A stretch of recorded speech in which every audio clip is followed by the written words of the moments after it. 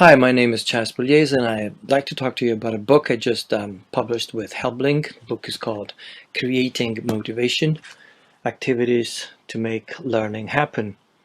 This is the book right here. For a long time, as a practicing teacher, one of the questions I used to ask myself all the time was, how do I motivate my students? Well, it turns out that's not the right question to ask. Motivation is not something that gets done to you.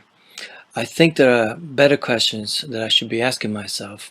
For example, how do I help my students motivate themselves? How do I create a motivating environment? Or even, can I possibly create a motivating environment, and to what extent?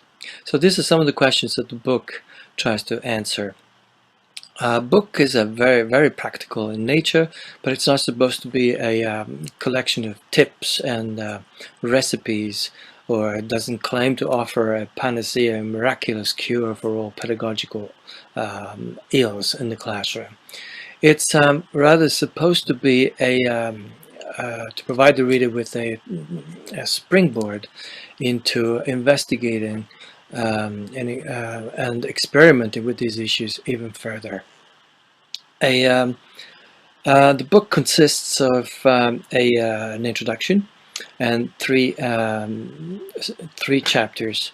The introduction is a fairly meaty lay of the land, provides the reader with information and details about the genesis of the project, how the book came to be. It doesn't provide the reader, however, with a review of the literature. This for two particular reasons. Reason number one, the literature on motivation, as everybody knows, is massive, and this would have transcended the scope of this book. And reason number two, other people have done that, and in the introduction, I refer the reader, to more authoritative voices in the field. The book is the result of a 2-year action research project that I carried out in Paris, where I teach. I basically asked about 135 of my students here in Paris, all of them in their high teens or early 20s, university students, B2 level and upwards. I asked them, two very simple questions. Question number one was, what is it that we do together? What is it that I do as a teacher, but also, the whole group? What is it that we do that seems to be leading to motivation? And question number two, what is something that we do together that results in demotivation? Typically, some of the things they said were surprising. Some of the things they said didn't really surprise me. They confirmed and corroborated some of my hunches. Some of the things they said, were perfectly in line with more general research findings. Now, why did I decide to ask my students and to investigate motivation when there are reams of studies being carried out on motivation all over the globe? Well, simply because I'm a big fan of local solutions and local research. As somebody who's been interested in motivational issues, but also in creativity, in the place of creativity in education, I try to read and keep myself up to speed, with the latest research in the field. So I read, like everybody else does, professional journals, and I read about studies carried out in Singapore, Hong Kong, Australia, the US. And they're all very solid studies, nothing to say about that. But except, that I've trained myself how to take the conclusions, with the proverbial pinch of salt.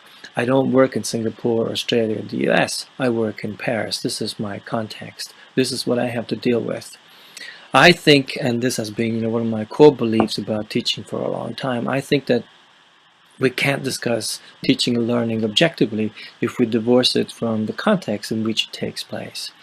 The way we talk to our students, the way we behave in class, the values, the norms, the beliefs that regulate our classrooms are deeply rooted in culture, and I think it would be foolish not to take this into consideration. So that's why I ask my students, and I value my students' opinion about these things.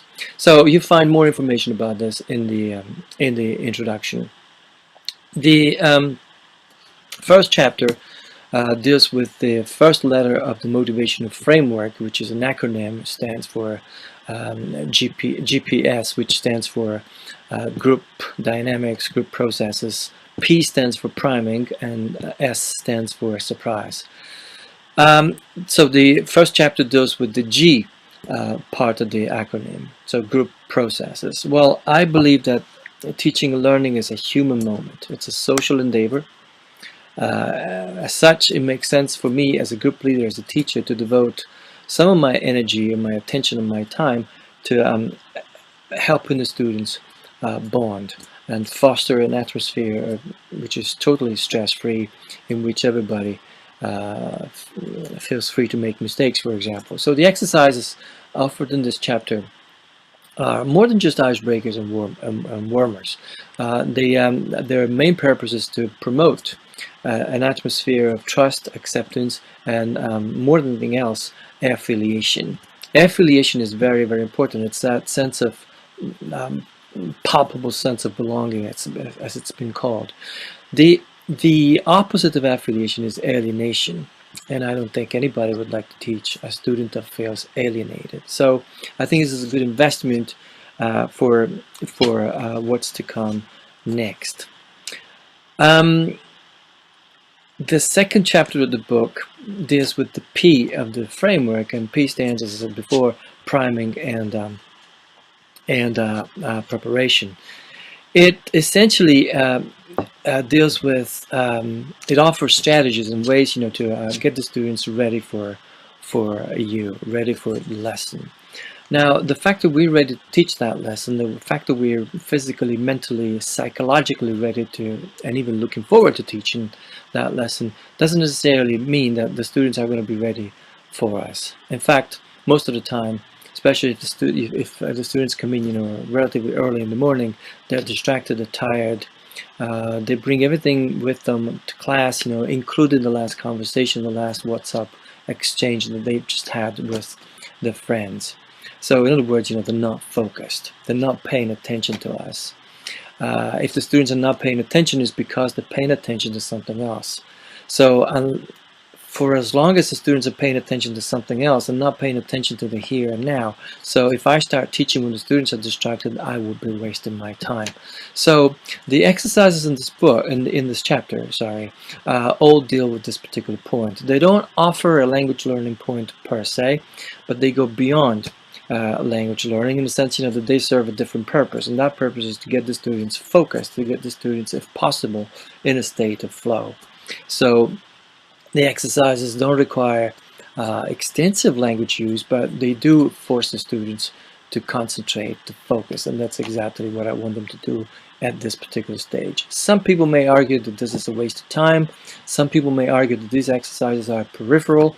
I actually disagree. I think these exercises are very, very central. They're a good investment for what's to come next in the lesson. Chapter 3 deals with the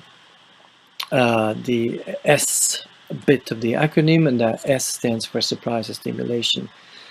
The North American psychologist Jerome Bruner said once that the mark of a great teacher is the ability to create effective pedagogical surprises. I think anybody who's been in the classroom for longer than half an hour knows how true that is. When the students are surprised, they pay attention to you. When they pay attention to you, half the job is already done. And when they pay attention to you, when the students are surprised, then it means that the learning is more memorable, more interesting. So creating surprises, creating an idea that's surprising, this is the way to get the students to enjoy what they're doing. And it's also a really good strategy, because I believe one surefire way to surprise your students is when you combine a language learning, work on the language point, because that's what we're here for. We're here to teach languages after all, and combine this with an element of discovery. In other words, teach your students something new about the world, or even about themselves, they didn't know before.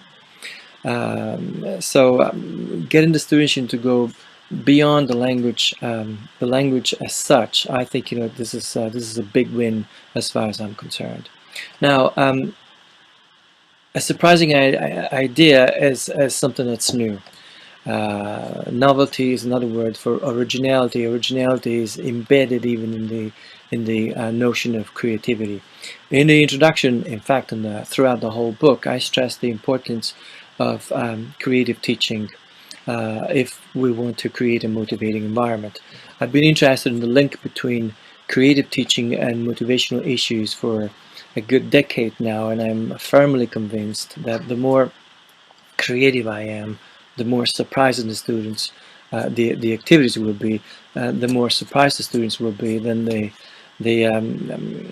higher the results, the higher the motivation, and this in turn will fuel my motivation to be even more creative in an endless, continuous, virtuous cycle.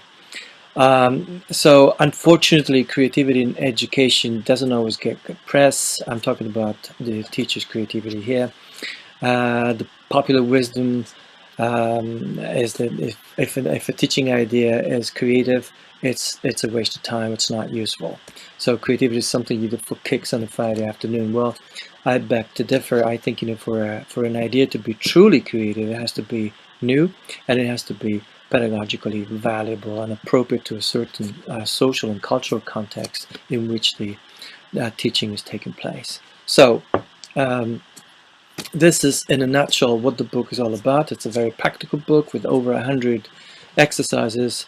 I believe there's something for everybody in it, and I hope you have a chance to pick it up and take a look at it and try out some of the exercises and take everything one or possibly two steps further. Thank you for listening.